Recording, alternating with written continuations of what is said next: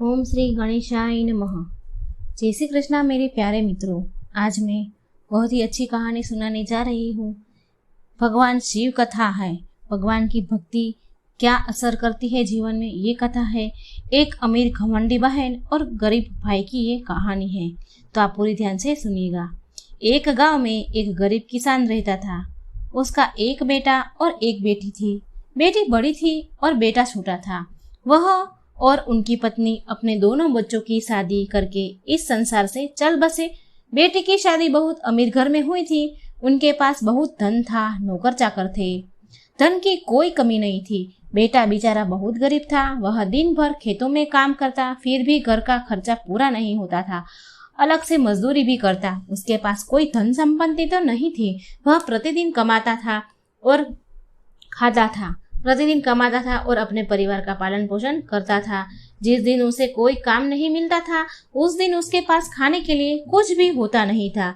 जिस दिन मेहनत करता था, उस दिन घर में चूल्हा जलता था, नहीं तो घर में चूल्हा नहीं जलता। उसकी पत्नी भगवान शिव की बहुत ही बड़ी भक्त थी। वह बहुत ही नियम नित्य कर्म से पूजा पाठ करने वाली थी। वह प्रतिदिन भोलेनाथ के मंदिर जाया करती थी और वहां जाकर वह पहले मंदिर की सफाई करती थी, फिर भोलेनाथ की पूजा करती। भगवान भोलेनाथ में बहुत ज्यादा श्रद्धा और वो विश्वास करने वाली थी। उसके कारण उसे अपनी गरीबी से कोई शिकायत भी नहीं थी भगवान से कि वो गरीब क्यों है। घर की हालत चाहे जैसे भी हो, वह पूजा पाठ जरूर करती थी। इसलिए गरीब होते हुए भी उसके बच्चे संस्कारी थे और वह थोड़े में भी गुजारा करके अपने पति के साथ खुश रहती थी। दूसरी तरफ जो उसके पति की बहन थी, अपनी अमीरी होने के कारण बहुत ही घमंडी थी। भाई की गरीबी के कारण उसके साथ रिश्ता रखने में उसे शर्मिंदगी महसूस होती थी। उसे लगता था कि मेरा भाई मेरे बराबर नहीं है, वो गरीब है। वह अपने भाई और उनके परिवार से मिलने का भी पसंद नहीं करती थी। एक बार बहन की ननंद की शादी होने वाली थी। उसने अपने सभी रिश्तेदारों को शादी में बुलाया, आमंत्रित किया, लेकिन अपने ही भाई को उसकी गरीबी के कारण उसको नहीं बुलाया। भाई को जब इस शादी के बारे में पता चला कि मेरी बहन की ननंद की वहाँ शादी है, उसको जब उसकी शादी के बारे में पता चला तो उसे अच्छा नहीं लगा, परंतु उसने अपनी पत्नी से झूठ बोल दिया कि मेरे बहन की ननंद की शादी है, मुझे उसमें जाना है। तब उसकी पत्नी ने कहा, तुम्हारी बहन ने बुलावा तो भेजा तो नहीं है और न ही कोई आमंत्रण भी आया है, तो कैसे जाओगे? कि हमें निमंत्रित किया गया हो तो हम जा सकते। इस पर उसके पति ने कहा कि नहीं, मेरी बहन ने मुझे निमंत्रण भेजा है, इसीलिए मुझे वहां जाना है। इस तरह अपनी पत्नी से झूठ बोलकर अपनी क्षमता अनुसार उससे जो भी संभव हो सका वह कपड़े और उपहार लेकर अपनी बहन के ससुराल के लिए चल पड़ा। जब वह अपनी बहन के ससुराल पहुंचा तो उस पर किसी की नजर नहीं गई, परंतु जो उनकी अमीर और घमंडी बहन थी उसने उसे खिड़की से देख लिया कि उसका भाई आया है, लेकिन वह उसने उसे देखकर पीछे हट गई और सोचने लगी कि मैंने तो भाई को शादी में बुलाया ही नहीं है, फिर भी आ गया है। उसे भाई को अपने घर देखकर अच्छा नहीं लगा। तभी उसकी देवरानी ने उसके भाई को देख लिया और वह दौड़ी दौड़ी अपनी जेठानी के पास गई और उसे कहने लगी, दीदी तुम्हारे भाई आए हैं। तब वह अपनी देवरानी से कहने लगी कि द्वार पर मेरे जेठ ससुर बैठे हैं, इसलिए मैं नहीं जा सकती, मुझे उनसे शर्म लगती है। तुम मुझे यह बताओ कि मेरे भाई का भेष कैसा है और वह क्या लेकर आया है। तब उसकी देवरानी कहने लगी कि दीदी तुम्हारे भाई ने तो बहुत ही मैले से कपड़े पहने हुए हैं जो जगह जगह से घिसे हुए हैं। उनके हाथ में एक थैला भी है जिसमें उसने कुछ रखा हुआ है। यह सुनकर उसकी बहन ने कहा कि तुम जाओ और मेरे भाई को पीछे के दरवाजे से घर के अंदर भेज दो। अब उसकी देवरानी गई और उसके भाई को पीछे के दरवाजे से भेज दिया। भाई आते हुए रास्ते भर यह सोचता रहा कि वह बहुत दिनों के बाद बहन से मिलने आया है तो बहन मुझसे मिलकर बहुत खुश होगी, लेकिन पैसे के घमंड में अंधी बहन ने भाई की भावनाओं को नहीं समझा। भाई के अंदर आने पर उसने भाई को पानी तक नहीं पूछा और ना ही बैठने को कहा। उसने यह भी नहीं पूछा कि उसका कैसा हाल है, परिवार में सब कैसे हैं, भाभी और भतीजे कैसे हैं। इससे उल्टा वह उससे कहने लगी कि तुम्हें यहाँ पर किसने बुलाया और यहाँ क्यों आए हो। वह भाई को ताने मारने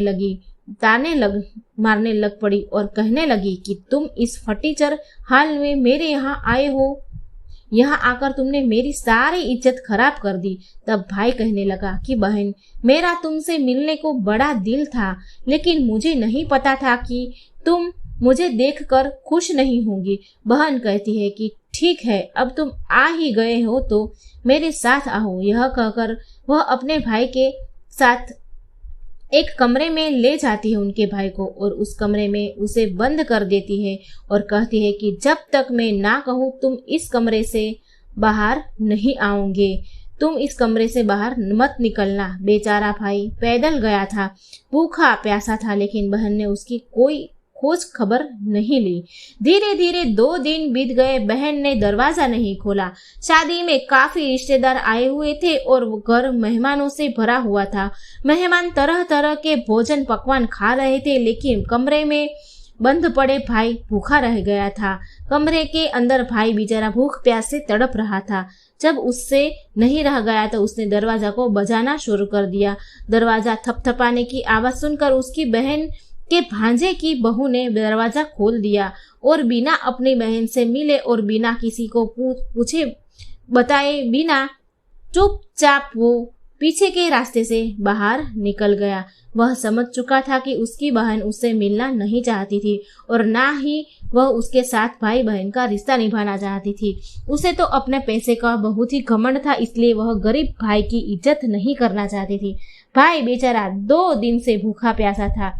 उसी हालत में वहां से निकलकर अपने घर की ओर चल दिया, लेकिन भूखा प्यासा होने के कारण रास्ते में जाते हो उसने पैर लड़खड़ाने लगे। उसके पैर चलते चलते वह बीच बीच में बैठ जाता और फिर चल पड़ता।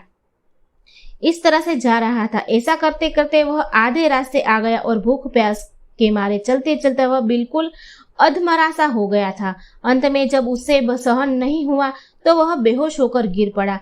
अपने भक्तों का हमेशा ख्याल रखने वाले भोलेनाथ और माँ पार्वती यह सारा दृश्य देख रहे थे। माँ पार्वती ने कहा, यह तो बेहोश हो गया है। तब माँ पार्वती ने भगवान शिव को कहा, उसकी पत्नी हमारी भक्त है, हमारी पूजा अर्चना करती है, हमारी पूजा के बिना भोजन भी नहीं करती। यह भूखा प्यासा भोजन पानी के बिना तो यह मर जाएगा। हमें इसकी मदद तो करनी ही चाहिए। अगर हम इसकी मदद नहीं करेंगे तो कौन करेगा? भगवान भोलेनाथ ने कहा, देवी आप चिंता मत कीजिए, हम इसके पास जाते हैं। भगवान भोलेनाथ ने साधु का स्वरूप धारण कर लिया और माता पार्वती ने एक बूढ़ी औरत का रूप धारण कर लिया। इसके बाद वह दोनों वहां प्रकट हो गए। माता पार्वती ने उसका सिर अपनी गोद में ले लिया और बोली, बेटा आंखें खोलो। भगवान भोलेनाथ और माँ पार्वती की कृपा से उसको बेहोशी में होश आ गई। वो बेहोशी से एकदम खत्म हो गई और उसने आंखें खोल दी। जब उसकी आंखें खुली तो उसने एक बूढ़ी माँ को अपने पास देखा तो वह उससे बूढ़ी माँ से कहने लगा कि माँ आप कौन है? तब वह बूढ़ी माँ कहने लगी कि मैं इस जंगल में रहती हूँ, मैं यहाँ जंगलों में रहती हूँ और अब जब मैंने तुम्हें गिरते हुए देखा तो मैं तुम्हारे पास चली आई। उससे बोली कि बताओ तुम्हें क्या परेशानी है? बूढ़ी माँ ने इतना कहते ही वह बेचारा फूट फूट कर रोने लगा। माता पार्वती ने उससे पूछा, बेटा क्या हुआ, तुम क्यों रो रहे हो? तब वह माता से कहने लगा कि मैं अपनी बहन से बहुत प्यार करता हूँ।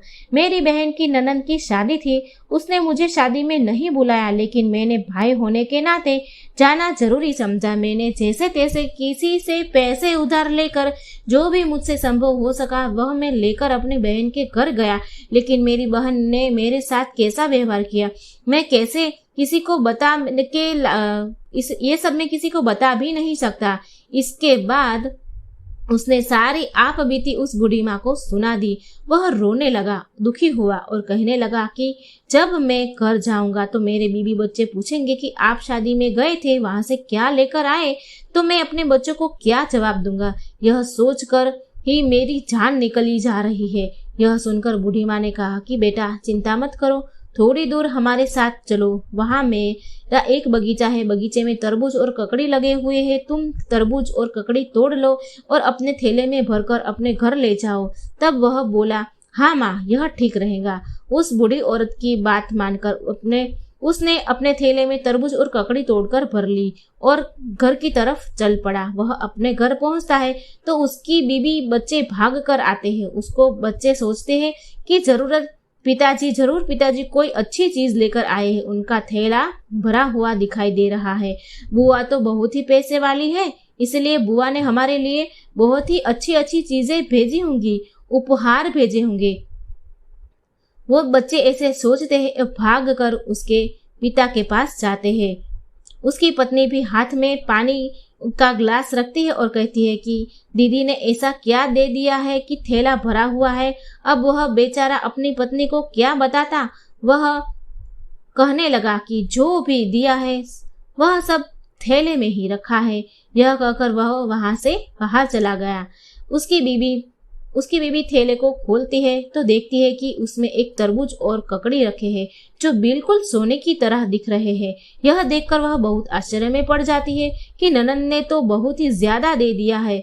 उससे अपने भाई का दुख और गरीबी देखा नहीं गया होगा, इसलिए ननंद ने इतना ज्यादा दे दिया है। वह जब तरबूज काटने के लगी तो उसने क्या देखती है कि तरबूज में बीजों की जगह पे हीरे मोती भरे हुए हैं, चमक आ रही है। जब उसका पति घर आया तब वह उससे कहने लगी कि यह दीदी ने क्या दे दिया है। उसका पति यह सोचकर सकपका हो गया कि अब उसकी पत्नी कहेगी कि शादी में तो लड्डू, पेड़े, बर्फी जैसे चीजें मिलती है और तुम यह खीरे और तरबूज लेकर आए हो। वह कहने लगा कि ऐसा क्या भेज दिया है, मैंने तो देखा ही नहीं। तब वह बोली कि जरूर दीदी को तुम पर दया आ गई होगी। देखो उन्होंने हमारे लिए कितना धन भेजा है। इतना धन भेजने की क्या जरूरत थी। जरूर उसने अपने भतीजे और भाइयों का दुख नहीं देखा गया होगा उससे। हमारी ननद कितनी अच्छी है, उन्होंने हमारा दरिद्रता ही दूर कर दी। इस तरह से वह बहुत पैसे वाला बन गया। अब काफी दिन हो गए उस गरीब भाई ने यह राज अपनी पत्नी को नहीं बताया, कुछ भी नहीं, उस बारे में अपनी पत्नी से कुछ भी बात नहीं की। भाई ने अपनी पत्नी को कब कुछ भी न कहा। पत्नी के मन में तो यही था कि हम ननंद की वजह से ही पैसे वाले हुए हैं। उधर उसकी ननंद तो अमीर के घमंड में चूर थी। उसने कभी यह जानने की कोशिश भी नहीं की कि मेरा भाई मुझसे बिना मिले ही भूखा प्यासा यहाँ से चला गया। वह कैसी हालत में होगा उसने तो कोई भी खबर नहीं ली, उसे कोई लेना देना ही नहीं था। उधर भाई की पत्नी उस पर जोर देकर कहने लगी कि जब हमारी दीदी ने हमारे लिए इतना किया है तो तुम्हारी बहन जब तुम्हें इतना चाहती है तो तुम जाओ और उससे कुछ दिन के लिए यहाँ लेकर आओ। वह भी कुछ दिन अपने मायके घूम जाएगी। तब उसका भाई कहने लगा, ठीक है, मैं जाऊंगा, मैं अपनी बहन को लेने जाऊंगा। अब भाई के पास भी काफी पैसे थे। वह अच्छे कपड़े पहनकर तैयार हुआ, बहन के लिए अच्छे अच्छे उपहार खरीदे और यह सब लेकर अपनी बहन के ससुराल की तरफ चल दिया। जब वह अपनी बहन के घर पहुंचा तो फिर उसकी देवरानी ने उसे देखा तो वह भागकर उनकी बहन के पास गई और अपनी जेठानी से कहने लगी कि दीदी तुम्हारा भाई आया है। तब फिर वह घमंडी बहन कहने लगी कि मेरा भाई आया है तो किस वेश में आया है। उसकी देवरानी ने कहने लगी कि तुम्हारा भाई तो रेशमी वस्त्र पहने हुए है और काफी सारे उपहार लेकर आया है। तब वह कहने लगी कि दरवाजे पर मेरे जेठ ससुर बैठे, इसलिए अपने भाई से मिलने मैं नहीं जाऊंगी और मैं दरवाजे पर आती हूँ। और भैया भैया कहकर अपने भाई को घर के अंदर ले जाती है और उसका आदर सत्कार करती है। यह देखकर उसका भाई सोचने लगा कि बहन में कितना बदलाव आ गया है। जब मेरे पास कुछ नहीं था तो बहन ने मुझे पानी तक भी नहीं पूछा और आज मेरे पास धन दौलत है तो मेरी वह कितनी खातिरदारी कर रही है। लेकिन उसने यह सब मन में ही रखा। फिर वह अपनी बहन से बोला कि बहन, तेरी भाभी तुझे बहुत याद कर रही है, बहुत जिद कर रही थी और कुछ दिन के लिए तुझे वहाँ बुला रही है। तब बहन बोली, हाँ भाई, मुझे भी अपने मायके गए बहुत ही दिन हो गए, मैं भी चलने के लिए तैयार हूँ। वह मायके जाने के लिए तैयारी करने लगी। जब घमंडी बहन अपने भाई के घर जाती है तो अपने भाई का घर परिवार और उसकी शान और शौकत देखकर उसकी आंखें फटी की फटी रह जाती है। उसकी भाभी उसका बहुत आदर सत्कार करती है और बहुत सेवा करती है, क्योंकि उसे तो यही मन में था, यही लग रहा था कि अपनी ननंद की वजह से ही वह इतनी अमीर हुई है, पैसे वाली हुई है और उनके दुख के दिन बीत गए हैं। वह तो इसका सारा श्रेय अपनी ननंद को ही दे रही थी। वह मन से यही मानती थी कि मेरी इस ननंद ने हमारी मदद की है, इसी ने हमें सोने के तरबूज और हीरे मोती भेजे थे। अगर मेरी ननंद धन नहीं भेजती तो हम लोग ऐसे ही गरीब रहते। यह सोचकर अब वह अपनी ननंद की हर मुराद पूरी करती है। उसकी ननंद कहती है कि मुझे यह साड़ी खरीदनी है और यह मुझे लेना है। जो अभी वह फरमाइश करती थी उसकी भाभी उसे वही दिलवा देती थी और बहुत खुश होती थी कि चलो मैं अपनी ननंद की फरमाइश तो पूरी कर रही हूँ। अब ननंद का वापस अपने ससुराल जाने का समय आ गया तो भाई बोला ठीक है, बहन को विदा तो करना है, लेकिन मैं बहन के लिए एक जोड़ी जूते बनवाना चाहता हूँ। वह एक मोची के पास गया और मोची से उसने कहा कि भैया एक जोड़ी बोलने वाली जूती बना दो। मोची बोला ठीक है, मैं बना देता हूँ। मोची ने कहा कि भैया बोलने वाली जूती बनाने के लिए 1-2 दिन का समय लगेगा। उसने कहा ठीक है भाई। वह घर आया और अपनी बहन से कहने लगा कि बहन 1-2 दिन और रुक जाओ, फिर तुम चली जाना। 1-2 दिन तो तुम और रुक ही सकती हो, तब तक जूती भी बनकर आ जाएंगी। उसकी बहन बोली ठीक है भैया, मैं रुक जाऊंगी। 2 दिन बाद जब जूती बनकर आई तो उसे देखकर बहन बहुत ही खुश हुई। जूती पर बहुत मीनाकारी और चढ़ाई की गई थी, उस पर हीरे मोती लगवाए हुए थे। यह देखकर बहन बहुत ही प्रसन्न हुई। जब वह जूतियां पहनती है तो उस जूती में से आवाज आती है कि गरीब का कोई रिश्ता नहीं होता, गरीब का कोई रिश्तेदार नहीं होता। बहन भाई का रिश्ता भी अमीर और गरीबी का ही होता है। बहन ने तो भूखे प्यासे भाई को घर से लताड़ दिया। जब भी वह जूती पहनती तो जूती में से यही आवाज आती कि गरीबी का कोई रिश्ता नहीं होता, कोई रिश्तेदार नहीं होता। इस तरह से जूती तरह तरह की बातें बनाती। जूती की यह बात उसके भाई की पत्नी ने सुन ली। वह अपने पति से कहने लगी कि यह जूती क्या कह रही है, मेरी तो कुछ समझ में नहीं आ रहा है। तब उसका पति कहने लगा कि यह तो जूती है, जैसी मोची ने बना दी है वैसी बन गई, लेकिन यह क्या कह रही है यह मुझे नहीं पता। बहन का अपने घर के लिए विदा होकर जाने का समय आ गया। जब बहन विदा होकर जाने लगी तो उसको भी महसूस होने लगा कि उसके भाई और भाभी ने उसके साथ कितने अच्छे से व्यवहार किया। अब उसे अपने किए पर थोड़ा पछतावा भी हो रहा था। जब बहन विदा होकर चलने लगी तो उसने फिर से वही जूती डाल ली पैर में। जैसे ही वह चलती जूती बोलने लगी कि गरीब का कोई रिश्ता नहीं होता, गरीब का कोई रिश्तेदार नहीं होता।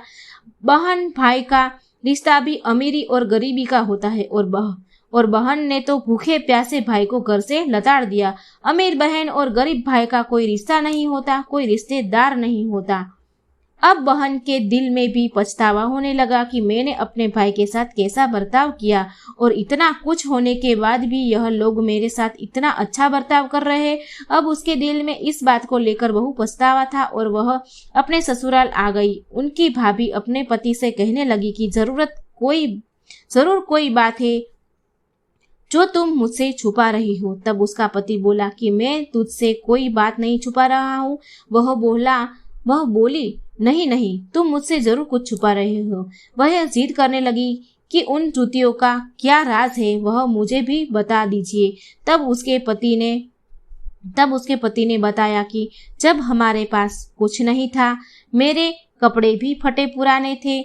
जब मैं अपनी बहन के घर उसकी ननंद की शादी में गया था तो बहन ने मेरा कोई भी आदर सत्कार नहीं किया था। मेरी बहन ने मुझे एक गिलास पानी तक नहीं पूछा और मुझे एक कमरे में बंद कर दिया। मैं 2 दिन तक भूखा प्यासा कमरे में बंद पड़ा रहा और उसके बाद मेरी बहन ने भांजे की बहू ने कमरा खोला। मैं वहां से निकल भागा। वहां से निकलने के बाद मेरे मन में बार बार यही बात आ रही थी कि गरीब अमीर का कोई रिश्ता नहीं होता, चाहे बहन भाई और भाई बहन भाई कोई भी हो क्यों न हो। वहां से निकलकर जब मैं चलता हुआ जंगल में पहुंचा, वहां बेहोश होकर गिर गया। तभी एक बूढ़ी माँ एक साधु बाबा के साथ वहां आई और उन्होंने मुझे पानी पिलाया। मेरी सारी कहानियां सुनी तो मैंने जब उन्हें कहा कि मैं बहन के घर से शादी से आ रहा हूँ, मैं अपनी बीवी और अपने बच्चे को क्या मुंह दिखाऊंगा, तब उस बूढ़ी माँ ने कहा कि मेरा बगीचा है, तुम बगीचे में से अपने थैले में तरबूज और ककड़ी भर ले जाओ।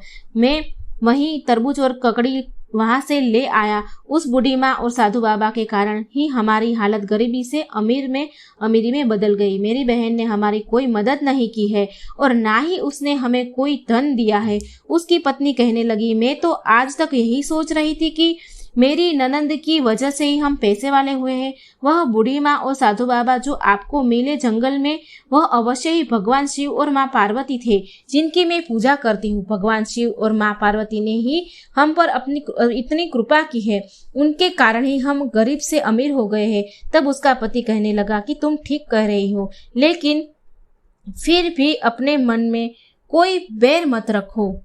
वैसे तो हम अपनी बहन की वजह से ही पैसे वाले हुए हैं। अगर वह मुझे घर से न निकालती और मेरा निरादर न करती और मुझे भूखा न रखती तो मैं उसके ससुराल से नहीं भागता और तब शायद हम पर भगवान शिव और माँ पार्वती की कृपा भी न होती। किसी न किसी रूप में यह सब जुड़ा हुआ है, मेरी बहन से ही है, उसी की वजह से हम पैसे वाले हुए हैं।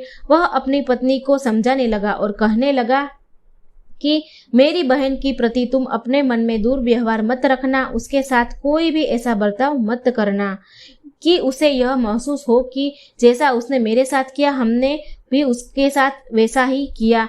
अपनी पत्नी को ये सब समझाया। पत्नी कहने लगी कि आप चिंता न करें, ऐसा कभी नहीं होगा। भगवान ने हमें इतना दिया है कि जिससे हम दूसरों की भी मदद कर सके, लेकिन हम अपनी गरीबी के दिन नहीं भूलेंगे। अगर बहन ने ऐसा किया है तो वह उनकी सोच है, हम हमेशा उनका आदर सत्कार करेंगे।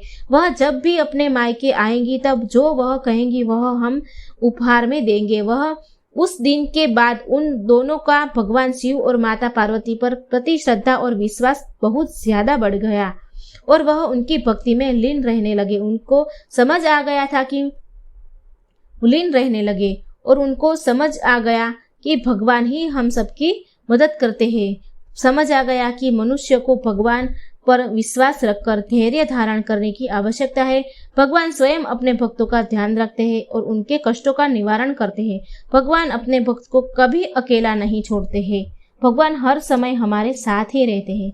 तो मित्रों, आपको ये मेरी कहानी कैसी लगी? जो अच्छी लगी हो तो मेरी चैनल को लाइक, सब्सक्राइब और शेयर जरूर करिएगा। जय श्री कृष्ण, राधे राधे। थैंक